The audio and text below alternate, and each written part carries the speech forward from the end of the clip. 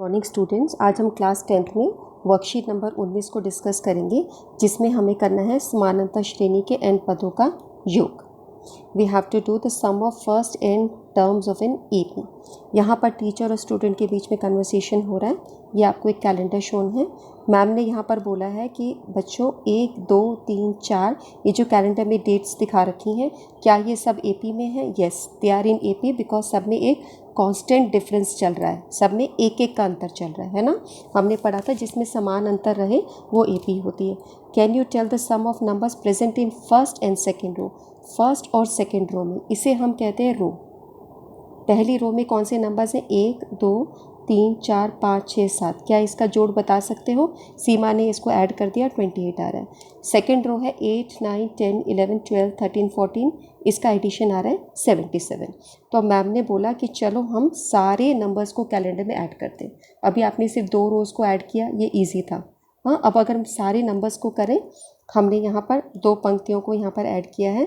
आप देख सकते हो पहली पंक्ति का जोड़ है 28 और दूसरी पंक्ति का जोड़ है 77। अब मैम ने बोला है कि हम सारी संख्याओं का योग ज्ञात करने की कोशिश करते हैं समानांतर श्रेणी के। ये बेटे इसको हम श्रेणी बोलते हैं, यहाँ श्रेणी लिखा है, चलो नेवर माइंड। AP में ये श्रेणी होती है, समानांतर श्रेणी के n पदों का योग हम करेंगे। तो यहाँ पर देखो कैलेंडर्स के सारे नंबर लिख दिए, 1, 2, 3, 4, 5, 6 से लेके 30 तक लिख दिया है। अब इसको थोड़ा सा अरेंज किया है, नंबर्स को 30 को पहले लिख दिया, 29 को 28 को ऐसे उल्टा करके लिख दिया। अब नंबर्स को कैसे ऐड किया? 30 और 1 को ऐड किया, फिर 29 को और 2 को ऐड किया, फिर 28 को और 3 को ऐड किया। आप देख लो 1 + 30, 2 + 29, 3 + 28, ऐसे हम ऐड करते चले गए। तो हमारे पास सबका जोड़ 31, 31, 31 आ गया। और ये ऐसी कितनी संख्याएं बनी? ऐसी 30 बार बनी संख्याएं, 30। तो आप जब इसको जोड़ोगे तो आपने देखा सेम संख्या 31 30 बार आ रही है, तो इसको हम ऐसे जोड़ के इसका उत्तर निकाल सकते हैं। ठीक है, तो ये तुमने नंबर्स को क्योंकि डबल बार जोड़ दिया इसलिए हमने 2s कर दिया, क्योंकि नंबर्स की हमारी 2 टाइम एडिशन हो गई है। तो अब आप ये देख रहे हो कि जब हम इसको 2 से डिवाइड कर देंगे तो ये हमारा पूरा इसका उत्तर आ जाएगा। तो 30 × 31, इसको जब हल किया तो 2 का पहाड़ा 15 तक ऐसे चला गया, तो 15 × 31 करके 465 आ गया। अब इसी प्रश्न को अगर हम AP के फॉर्मूले से हम इसको करने की कोशिश करें, तो AP का फॉर्मूला आपके पास ये होता है n/2 2a + n-1d।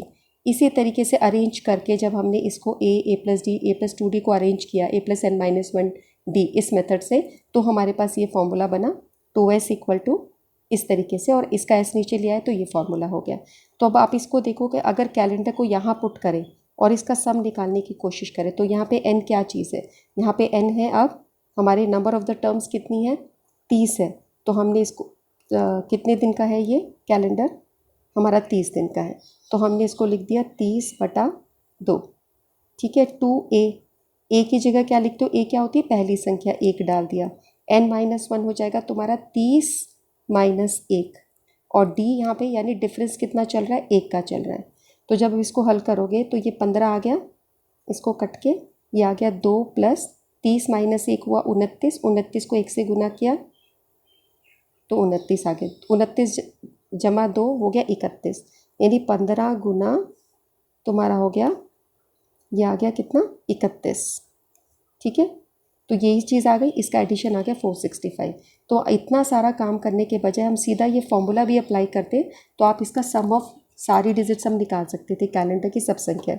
और इस फॉर्मूले को हम ऐसे भी लिखते हैं n/2 a + an। a पहली संख्या है और an इसकी लास्ट संख्या है, तो an को हम यहाँ पर l से भी रिप्लेस कर रहे हैं, l इसकी लास्ट संख्या है। तो आज इन दोनों फॉर्मूलेस पर हम काम करेंगे। हमने ये देखा कि इन दोनों फॉर्मूलेस को यूज़ करके हमारा एडिशन थोड़ा फास्ट हो जाता है। ये देख रहे हो, एक ये फॉर्मूला है n/2 2a + n-1d, और दूसरा है n/2 a + l। l है अंतिम पद। ठीक है, अगर हमें अंतिम पद दिया हो तो हम ये फॉर्मूला लगा सकते हैं, अंतिम पद नहीं दिया हो तो आप इससे कर सकते हो। जैसे अब यहाँ पर है फर्स्ट 22 टर्म्स का हमें निकालना है, AP ये दे रखा है आपको। तो यहाँ पे A क्या होती है? फर्स्ट टर्म जो होती है, यहाँ पर होगी 8। D हम कैसे निकालते हैं? हर आगे आने वाली संख्या से इसको माइनस करते हैं, यानी 3 में से 8 माइनस किया, 8 बड़ा है तो -5 आ जाएगा, प्लस माइनस माइनस करोगे और 8 का निशान रहेगा तो -5 हो गया। n 22 है क्योंकि नंबर ऑफ टर्म्स यहाँ पे 22 है। अब इस फॉर्मूले में लिख दिया n/2 2a plus n-1 t। जैसे मैं फॉर्मूला बोल रही हूँ आपको बिल्कुल ऐसे फास्ट फॉर्मूला बोलना आना चाहिए। तो n की जगह लिखोगे 22/2, a की जगह क्या लिखोगे 8, a की जगह 8 लिख दिया, n हमारा है 22 माइनस 1 और d डिफरेंस कितना है -5। तो ये आपने वैल्यूज़ पुट कर दी, ये वैल्यूज़ ऐसे ही पुट हुई है। अब इसको हल कैसे करेंगे, 2 को 8 से गुना करोगे 16, 22 माइनस 1 हो गया 21, 21 को फिर 5 से गुना करेंगे। हम ये वाली पूरी चीज़ को सॉल्व करेंगे, उसके बाद ही ऐड होगा, ये बॉडमास के रूल के अकॉर्डिंगली है। इसको हम यहाँ बाहर काट सकते हैं, तो ये 11 हो गया, 16 ये तुम्हारा हो गया 21, 21 गुना 5 ये तुम्हारा हो गया -105, प्लस और माइनस की संख्या। तो इस तरीके से ये लगा के 16 और 105 को हल किया तो माइनस में संख्या आएगी -89, इसको 11 से गुना किया फिर माइनस में उत्तर आएगा -979। सम ऑफ फर्स्ट 22 टर्म्स हो गया। ये वही चीज़ हिंदी मीडियम में है।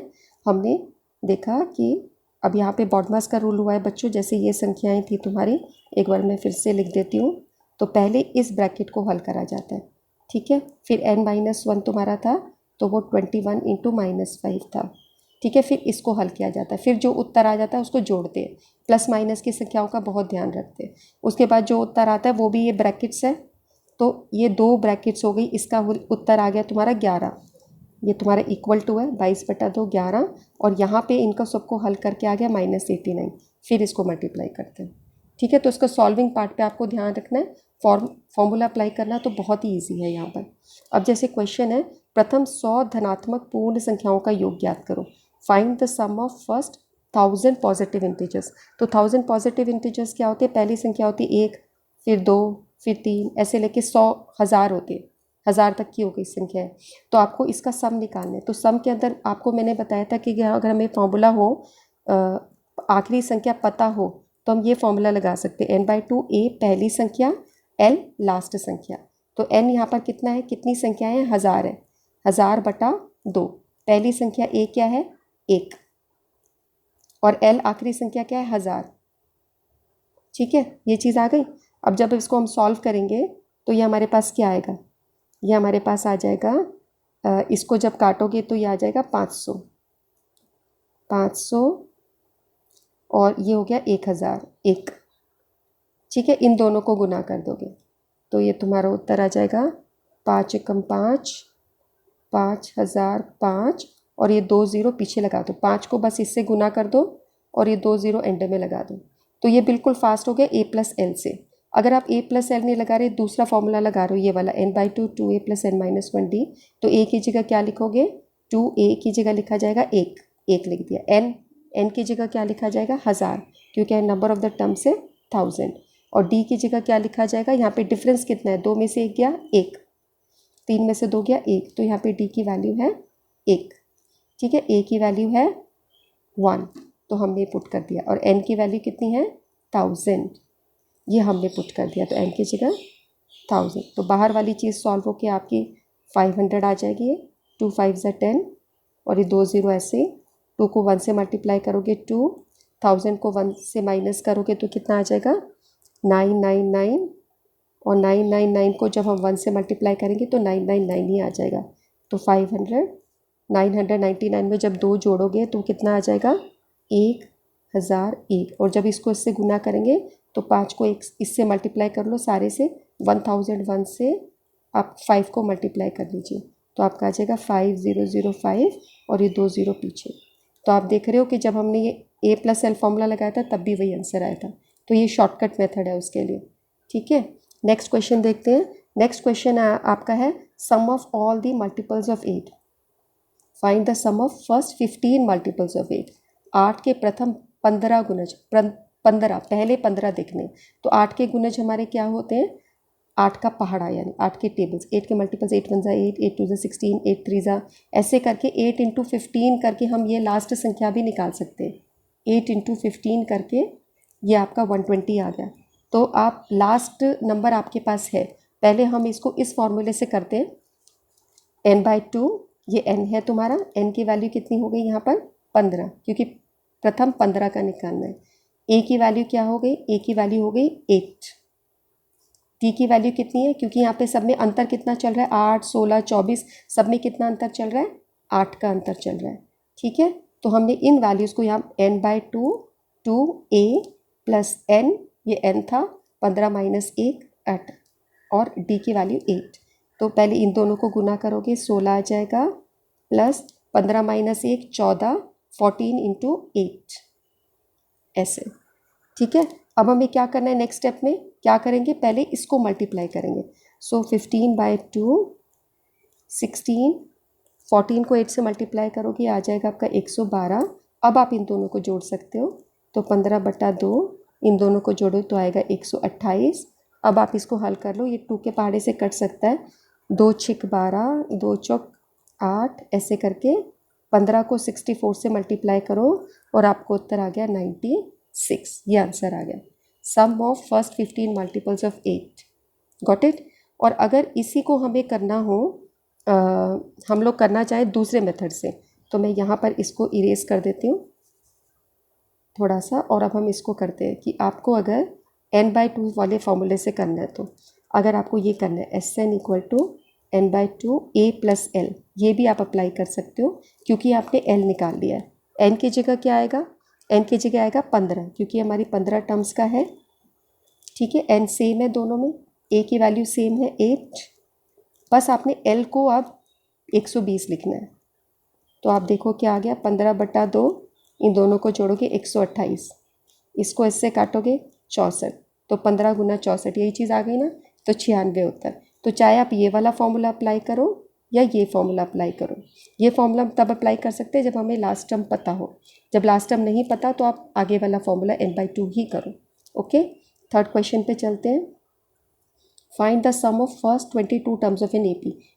फर्स्ट 22 टर्म्स एपी की, इसका सम निकालना है, जहाँ पे डी दे रखा है और 22nd टर्म दे रखी है, 22वीं टर्म, 22वां पद 149 गिवन है।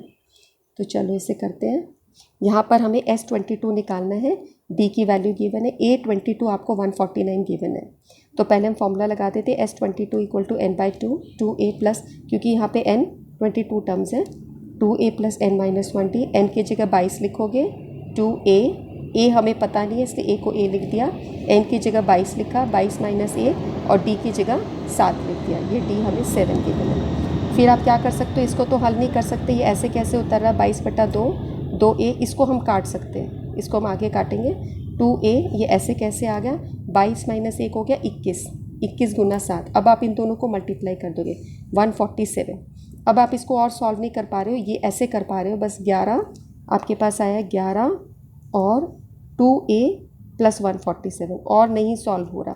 तो अब आप देख रहे हो कि हमारे पास कुछ अभी इसको सॉल्व करने में कुछ चाहिए, तो आप देखो ये भी आपको गिवन है, A22 = 149, इसको हम यूज़ करते हैं और इसको हम सॉल्व करते हैं। यहाँ पर हमारे पास है A22, कितना दे रखा है A22 हमें गिवन है 149। तो पहले फॉर्मूला लिख देते हैं, n-1d, तो आपका हो सकता है 149 है A22। a की जगह आप क्या लिखोगे, a हमें गिवन नहीं है, n हमें पता है, n कितना है 22, n की वैल्यू 22 है, तो 22 - 1, d की वैल्यू 7 दी थी, सो 149 = a + 21 × 7। अब आप इसको मल्टीप्लाई कर दोगे और मल्टीप्लाई करके आपको आ जाएगा 147, तो 149 = a + 147, इसको इधर ले आओगे इक्वालिटी के इधर, तो ये साइन चेंज कर लेगा, 149 - 147 = a, और a = 2, a की वैल्यू 2 आ गई। इस a की वैल्यू 2 को हम यहाँ पुट कर देते हैं 2a + 147 में। ठीक है, ये जो इक्वेशन आपकी थी 2a + 147, अगर इसमें a की वैल्यू पुट कर दें तो ये हमारे पास क्या बन जाएगा, इसको हम यहीं पर करते हैं नेक्स्ट में।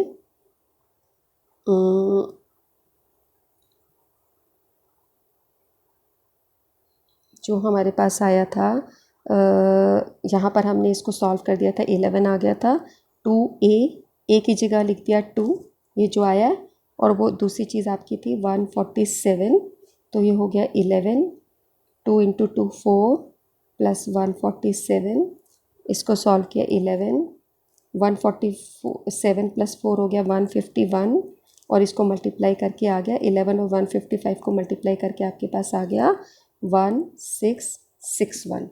तो आपने देखा इस क्वेश्चन में हमें nth टर्म का फॉर्मूला लगाना पड़ा, an जो आपने लास्ट वर्कशीट में सीखा था। ठीक है, तो मोस्टली जो बोर्ड के एग्जाम में क्वेश्चंस आते हैं वो ऐसे ही आते हैं कि SN को सॉल्व करने के लिए आपको an का फॉर्मूला यूज़ करना पड़ता है और फिर इसको यूज़ करके आप SN को सॉल्व कर पाते हो। ये मोस्टली बोर्ड एग्जाम में आते हैं। वैसे तीनों ही क्वेश्चंस जो सिलेक्ट किए गए हैं बहुत अच्छे हैं, ये तीनों ही आपको इनको देख के आप इसके जैसे कई क्वेश्चन सॉल्व कर सकते हो जो NCERT में दे रखे हैं चैप्टर नंबर 5 में। आप इनकी प्रैक्टिस करो, इसका काम को करके इसकी पिक मैम को सेंड करो एंड कमेंट सेक्शंस में कमेंट करो। ओके बच्चों, थैंक यू।